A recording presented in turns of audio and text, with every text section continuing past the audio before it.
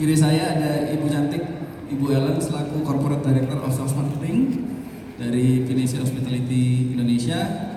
Kemudian ada Mbak Tanti mewakili Rindra Makassar dan ada Mbak Vivi dari Almadera. Itu Pinisi Hospitality Indonesia membuat satu event reguler yaitu perayaan tahun baru di unit-unitnya. Nah, kali ini ada yang berbeda dari kami, nanti akan dijelaskan juga oleh masing-masing unit.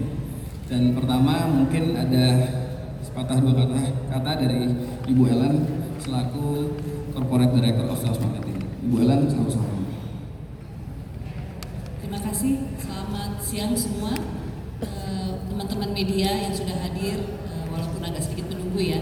Perkenalkan sekali lagi, nama saya Ellen Tanti Marta sebagai Corporate Director of Sales and Marketing di Pinisi Hospitality.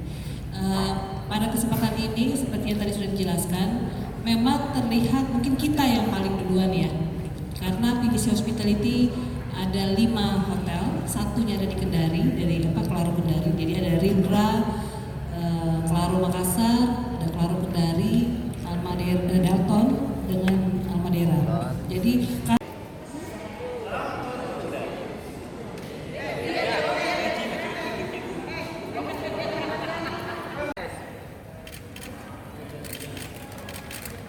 Oke, ulangi dulu. Ya. 1, 2, 3.